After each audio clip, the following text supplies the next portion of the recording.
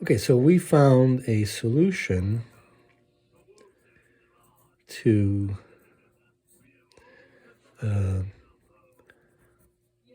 this equation for a time-dependent quantity. So let's sort of generalize that.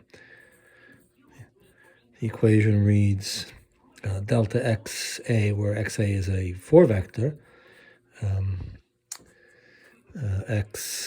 Well, I'm going to make a mess of the notation, but let's make x0 4-vector. And let's think of generalizing the solution we had before. It's somewhat straightforward to imagine that the solution should look like the following. And then we'll check it. So 4 2 pi to the 4th e to the minus I. We had kx here. So when we generalize that to space-time, we have it's the 4-vector Ka dotted with the, well, it's going to be a lower x, so it's xa minus x naught a. Of course, Ka is equal to omega and k, the 4-vector omega k, divided by m squared minus what we call k squared, or more rigorously kb. So let's check that this is in fact a solution.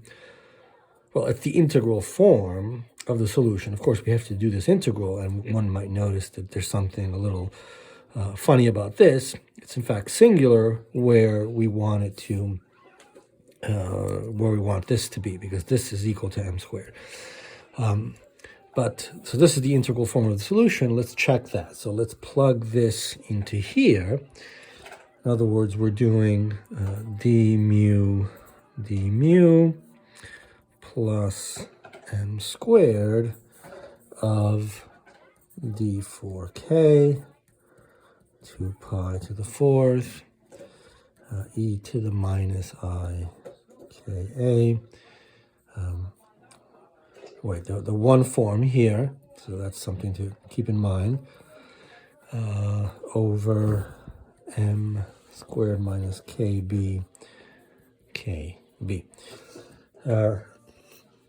Okay, so maybe we can, let's write this out in a way that lends itself to these derivatives. So that would look like, let's just write this as, let's write this again, right? This is really two derivatives in time, and then derivatives, second derivatives in space. And so we want to write this in terms of time and space so we can see how to apply that.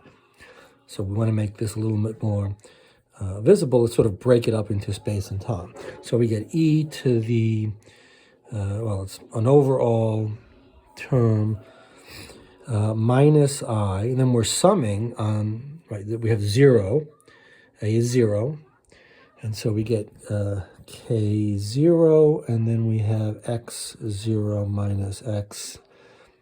Well, here we make a mess of the notation, but it ends up being x0, 0, or this refers to the one form. This lower index refers to the one form for the x naught 4-vector. We should have used prime. Anyway, it looks like that. So that's the time part. And when we want t, right, this is going to end up being derivatives with respect to t. T is really x upper, x is 0, and there's no minus sign there because of the metric, right? The minus sign comes in for the spatial parts. So here we get minus I, k, then we're summing on this, so it's k1, x1 minus x not 1, notation's a little bit better there. And then we have minus, let's just say plus. We have two more terms like this if we're in 3 dimensions, k2 and k3. x2 and x3. So those are all spatial terms. It's terms with x's and y. Well, sorry, that's really, we should think of it as y, and x2 is y, x3 is z.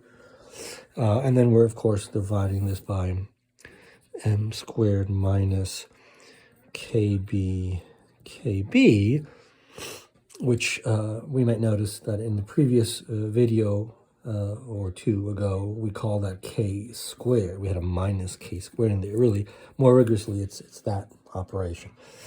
Okay, so these things become, we really have things like dx0 and a term like dx1, of course dx2 and dx3.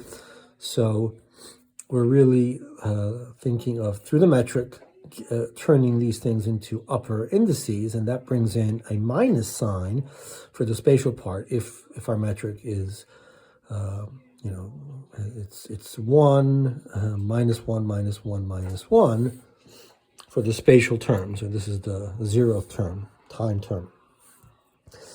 So it's you know, it's a little tricky, but we end up with, let's see, so we end up with d4k over 2 pi to the 4th, and these are just constants, so these derivatives apply to this, and they're just derivatives with respect to x naught, and so we're pulling out minus ik naught twice.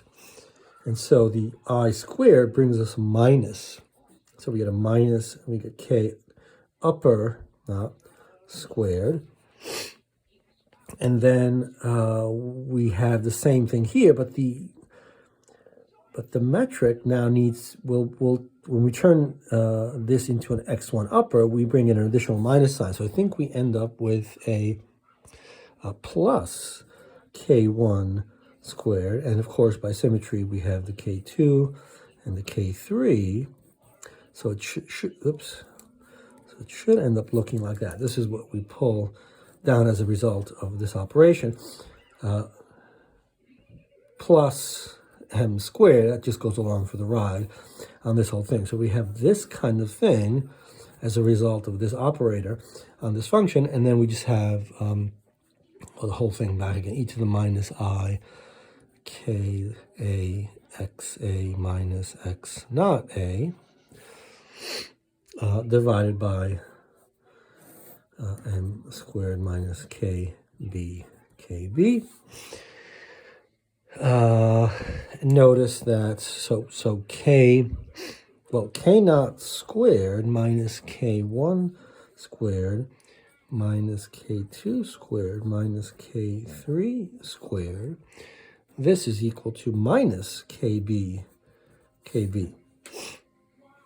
And of course, this is just omega squared minus p squared equals m squared, right? It's just a relativistic energy expression.